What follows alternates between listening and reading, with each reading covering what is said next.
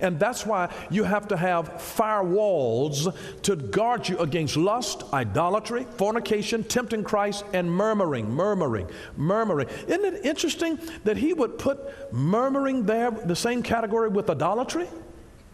When you run in your mouth, always finding a problem with every solution. When you're just so pessimistic, negative about life, negative about people, always want to talk about a person's weaknesses. I mean, a person could have done 1,000 positive things, and you happen to deal with the 3 negative things that they've ever done in your life. That's just murmuring. Always, you broke, you in the wilderness, you don't have any money, and somebody feeds you, and now you start complaining about the quality of the food.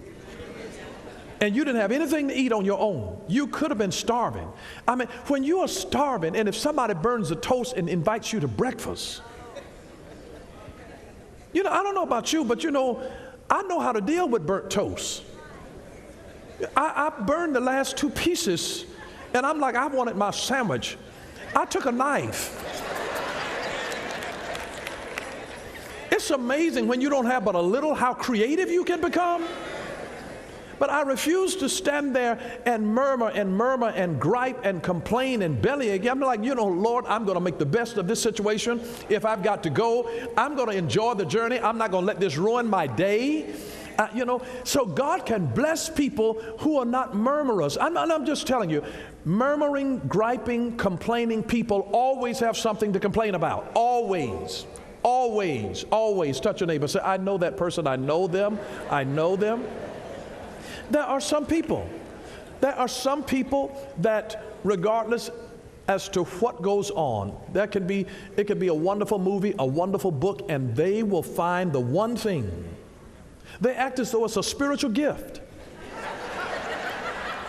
Finding something wrong with everything and everybody. They think like that is not the gift of discernment.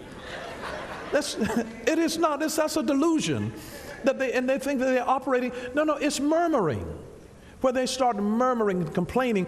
What are your firewalls? You need a wall against negative, complaining people in your life. You need walls. And then, remember, you need walls to protect, but you need bridges to connect. And it becomes a sin for us, hear me carefully, it becomes a sin for us to build a wall in a place where we should build a bridge. Because not everybody who's around you is your enemy. Who's around you ought to be community. It ought to be a beloved community. And we need bridges to connect us to allies. We need bridges to connect us to allies. Now, here are some bridges that will connect you to allies. Forgiveness. If you have unforgiveness closes relationship. It binds, but when you forgive people, it opens and restores relationship. If somebody has done something wrong, you need forgiveness. Apologize and just forgive each other. But forgiveness creates a bridge between allies. Forgiveness. Here's another thing. You need to connect with somebody. Serving. When you serve people, you connect with them. When you serve people, you connect with people. If you really want to connect with a person who's in the world, find a way to serve them. Serving connects you with people. It connects you with people. When you see a need and serve that need, it connects you with people. Just when you serve, if you see a need and respond to the need, it somehow has this uncanny ability just by serving. I told you when the bishop, I was invited to a banquet, and they beckoned for me to come to one of the tables where some really wealthy people were sitting. I felt so wonderful. Now, I wasn't used to this, where I was the brokest one at the table.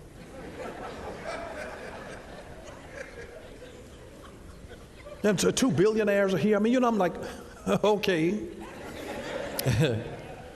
But you know what I said when I was sitting there, and I knew one of the billionaires. I wanted to know the other one. And so I'm sitting and I said, Lord, I said, I believe that everybody, no matter how much money they have, everybody has a need. May not be the same need as everybody else, but I said everybody has a need. And I sat there at the table and I said, Lord, show me a need. And I you know, the Lord knew exactly who I was talking about. I didn't want to point. They say it's rude to point. But I said, Lord, show me a need that's in his life that I can fill. Show me something that I can do to serve him. Just show me what I can do to serve him. And as soon as we finished eating our meal, he asked for a cup of coffee. And they brought his coffee, sat it on the table. But for some reason, we're in a fine establishment. They bring this man's coffee in a paper cup. And I saw him take a sip, and he quickly put it down because it was burning his fingers. Immediately, the bishop sees a need. I get up immediately, and I go to the maitre d', and I say, listen, yo, can you get me a ceramic cup? And he gave me a ceramic cup, a clean cup. I brought it back to the table, took his paper cup of coffee, poured it into the ceramic cup, and sat it down in front of the billionaire. Now he looks up at me and he says, thank you, Bishop, or is it Pastor? I say, it doesn't matter what you call me as long as you call me.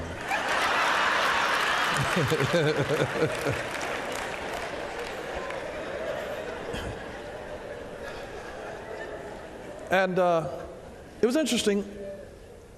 There was an empty chair next to the billionaire. I wasn't sitting in that chair. I was across the table. But he looked at the empty chair and pointed to it, and he said, sit down.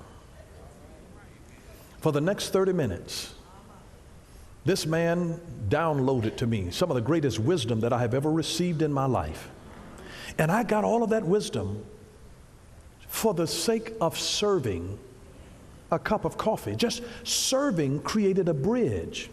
I was across the table. I had no connection with him until I saw a need and served it. When I served, I created a bridge with a wealthy guy. And for the cost of a cup of coffee, let me tell you what that little cup of coffee led to. Listen, I've been out on his yacht. He had two of them. One was like a Rolls Royce, the other was a Cadillac. I chose the Rolls Royce. But it all came because I saw a need and served the need, and it made a connection. Forgiveness creates a bridge. Serving creates a bridge. Number 3, kindness creates a bridge. Kindness. Just being polite. Just sometimes smiling at somebody. You'd be surprised somebody can just smile at you from across the room. And I know people are having conversations like, I know he ain't looking at me. I know. And you'd be surprised. Just a kind look, just pleasantness, just somebody smiling at you actually creates a bridge and can connect two people. See, you have to realize, what are my bridges? What are my bridges? What are my bridges? How do I build allies here? Just a smile is one of the quickest paths to being able to connect with people. People are drawn to smiling people. They're drawn to smiling people. I mean, if you are going into a room and there's a smiling person here and there's an empty chair, and a grumpy person here and there's an empty chair, which one are you going to choose? See, smiling creates a bridge. Just kindness, politeness, smiling. Forgiveness, serving, kindness. Here's number 4, common interests. Common interests. It creates a bridge. You have a child that's in the 3rd grade? I have a child that's in the 3rd grade. Oh my goodness. Does your child ever come home and ask you about this and that? And all of a sudden, just because you have a common interest, common passion, common values, just because you have something in common, it creates a bridge. Does that make sense to you? You want to be able to create a bridge, and then communication. Communication also creates a bridge. Just when you open up your mouth to talk to somebody, you create a bridge. There's a great divide until somebody breaks the ice and says, hello. And then you tell them your name. And just through communication, remember the word communication in the Latin is communicare, and it simply means common ground. You don't communicate unless you have some basis of common ground. Sometimes the common ground might be that you're both the same sex, or that you both speak the same language, or you're from the same hometown. But there has to be a basis of communication that just connects the two people. So we need bridges to connect us to allies. Just use it, forgiveness, serving, find a need and meet it through kindness. Learn to smile, just be polite to people. You'll be surprised. It makes you magnetic. Having common interests, common passions, common values, and use communication. Just open your mouth and initiate the conversation. Speak. Just speak. Just speak. You'll be surprised. I want you to notice the scripture in 2 Kings chapter 25, verse 4. Then the city wall was broken through, and all the men of war fled at night by way of the gate between two walls, which was by the king's garden, even though the Chaldeans were still encamped all around against the city. And the king went by the way of the plain. Now, notice I told you that they had these really thick walls, and oftentimes they would do double walls because that gave them an extra layer of protection. And not only that, the little alleyway in between the two walls provided an escape route in case there was an invasion at some other junction in the wall. So here they use the double wall as an emergency escape route. And today, God still provides an escape route for his children. Do you know that? You remember 1 Corinthians chapter 10, verse 13? Notice what that says. 1 Corinthians 10:13. No temptation has overtaken you except such as is common to man.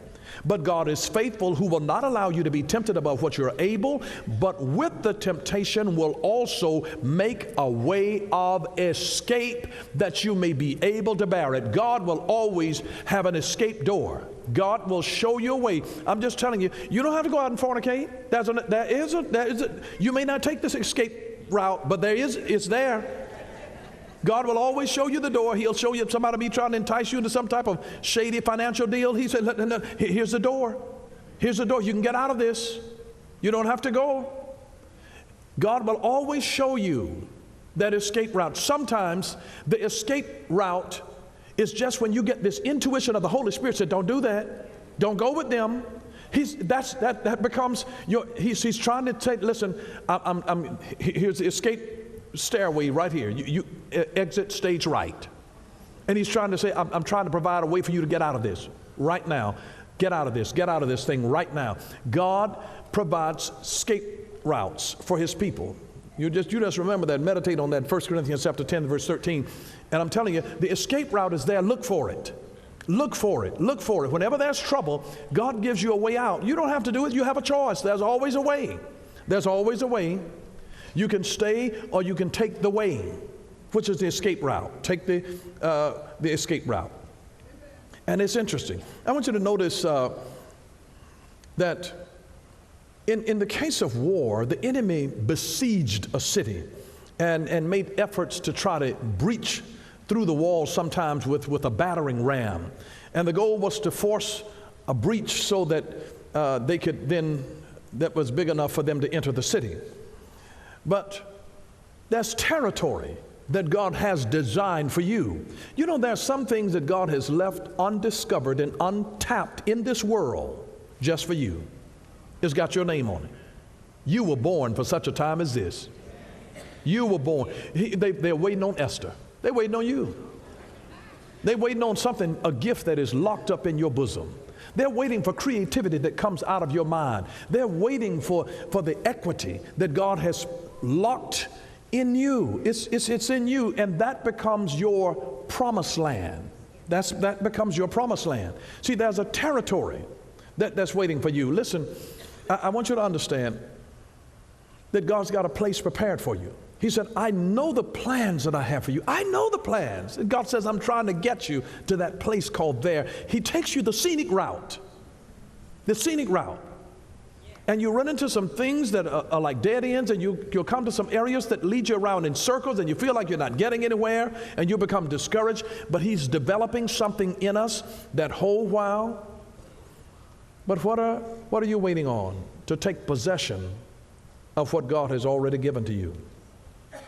God has already purchased your future. I want you to hear this very carefully. God has already purchased your future. But you claim it at will call. Say will call. See, you got to have, your will has to be established in it. I mean, it's already said, God says, I've already got this place for you.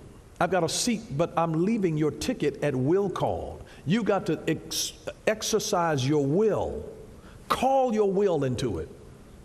David had to call his will into it. I will bless the Lord. He had to call his will into it.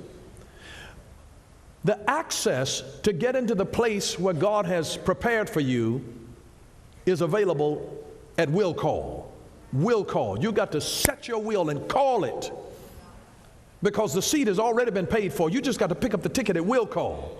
It takes your setting determinedly your will to be able to go there. Notice Joshua chapter 18 verse 3. Then Joshua said to the children of Israel, how long will you neglect to go and possess the land which the Lord God of your fathers has given you? How long? How long will you neglect to go and possess the land? This territory, your promised land. How long will you neglect it? It's at will call. How long will you neglect it? You'll be surprised how much stuff is left at will call. You know how much money is left in unclaimed places here in America? It's unclaimed. They got, I know that the folks who have it there don't know about it. It's unclaimed because, if you knew it, you'd be down there filling out every form, taking all your ID and 2 pieces of identification, everything. You'd be down there trying to claim. Most folks that have the stuff that's down there, they just don't know that it's there waiting on them. They've got billions of dollars in unclaimed money. Unclaimed. That the folks who are in dire straits, they don't know it. But there's money that's waiting. You got to use it, your will call. Possess it. Possess it. And isn't it interesting to know that you don't discover some enemies in your life until you get ready to build something? There are some enemies that you will never discover until you get ready to build something. And some people will try to thwart what you're doing, what you're building, because of jealousy, ignorance, and evil intentions. You'll be surprised. You will be surprised. But Nehemiah was ordained by God to do what he was doing, and he was still opposed. He was still opposed. You can assume that because God has designed you to do something, that everything is going to just flow your way. But God can be with you, and you'll still go through HE double hockey sticks, trying to make it a reality. Isn't that amazing? Nehemiah was opposed, but how did he deal with it? I want you to notice how he dealt with it. Nehemiah chapter 4, verse 4 through 6. Notice this. He says, hear, O God, for we are despised. Turn their reproach on their own heads and give them as plunder to a land of captivity. You know, they didn't pray these real nice prayers against their enemy in the Old Testament. I mean, when they prayed for you in the Old Testament, that was some scriptures, and I saw the people praying. They said they would pray God knock their teeth out. I mean, I know people today that pray these Old Testament prayers. But he says, God, the people who have despised us, turn their reproach on their own heads and give them as plunder to the land of captivity. Do not cover their iniquity, and do not let their sin be blotted out from before you, for they have provoked you to anger before the builders. So we built the wall, and the entire wall was joined together up to half its height, for the people had a mind to work. Now I want you to notice, when he was opposed, how did he deal with it? I mean, he prayed for them. Notice, Nehemiah overcame it by prayer and work. I want you to notice that. Nehemiah overcame it by prayer and work. Remember, faith without works is dead, and dead faith doesn't work. Nehemiah overcame it by prayer and work. I want you to notice in verse 9 here. Nehemiah chapter 4, verse 9. Notice this. Nevertheless, we made our prayer to God, and because of them, we set a watch against them day and night. Here's another thing that he used. Nehemiah used prayer and preparedness. He used prayer and preparedness. I tell people this: pray like it's all left up to God and work like it's all left up to you. You got to prepare as though you've got to do it all, but pray as though God is going to do it all. Because it takes both prayer and preparedness on your behalf. You see, it says, because we have set a watch against them day and night. He says, we on watch.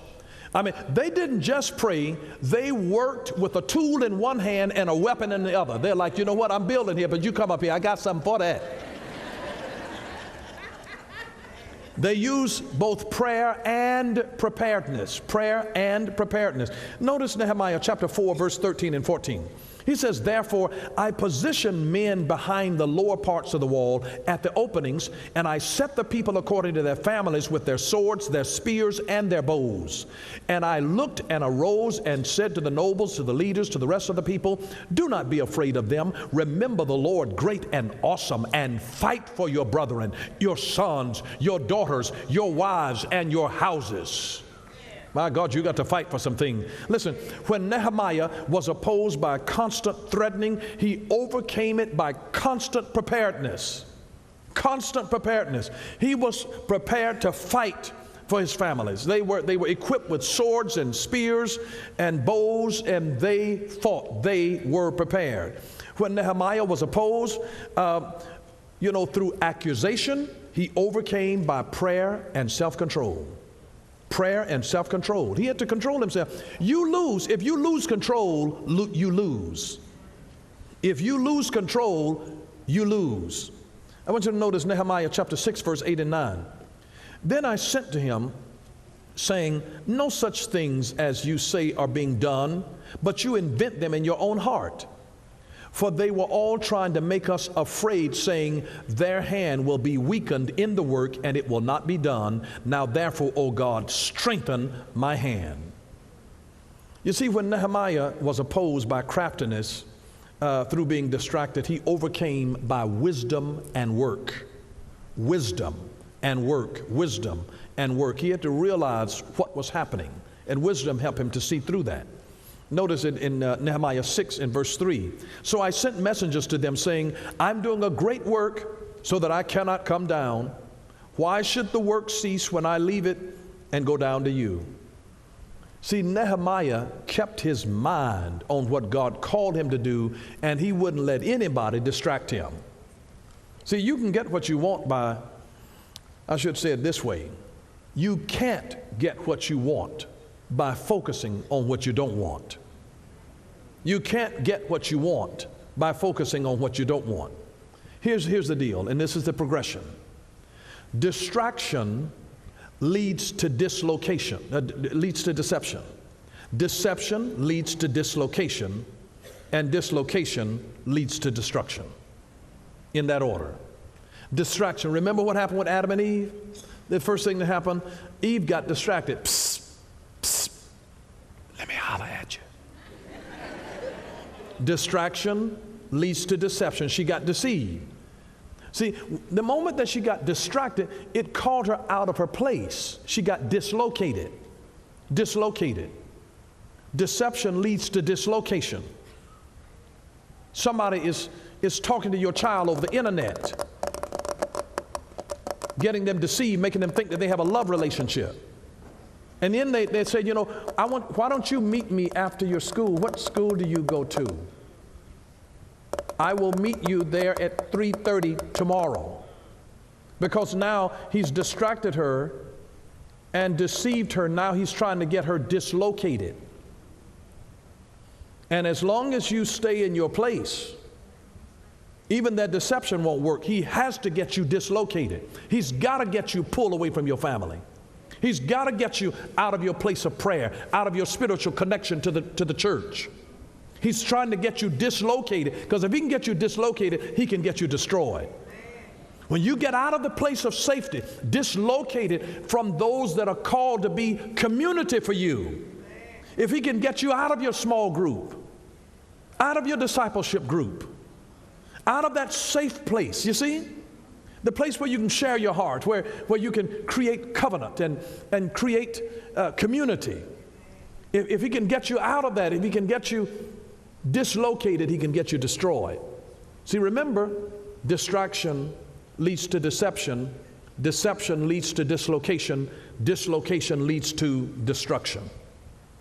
And when everything in your whole being is telling you to come off the task for just a moment, you have to keep your focus and stay on the wall.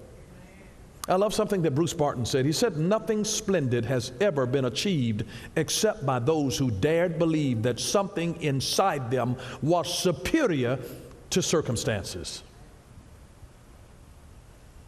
And you got to be able to have something on the inside of you that nothing splendid has never been achieved except by those who dared believe that something inside them was superior to circumstances. You got to dare to believe that something that's on the inside of you is superior to the circumstances that are surrounding you.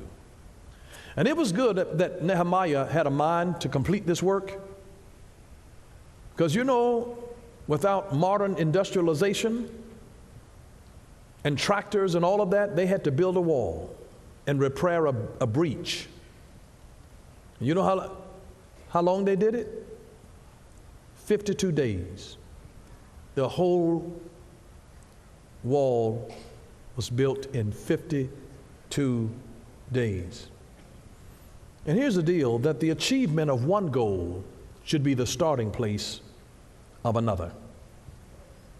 Keep your focus, because you only have a specified amount of time to finish. Keep your focus. Keep your focus. There's a job that you've been called to do, and things called circumstances and situations and people are trying to distract you. But you're responsible for what God told you to do. You're responsible for stewarding the gift that's in your life. You're responsible for fighting your fight. You're responsible for finishing your course. You're responsible for keeping the faith.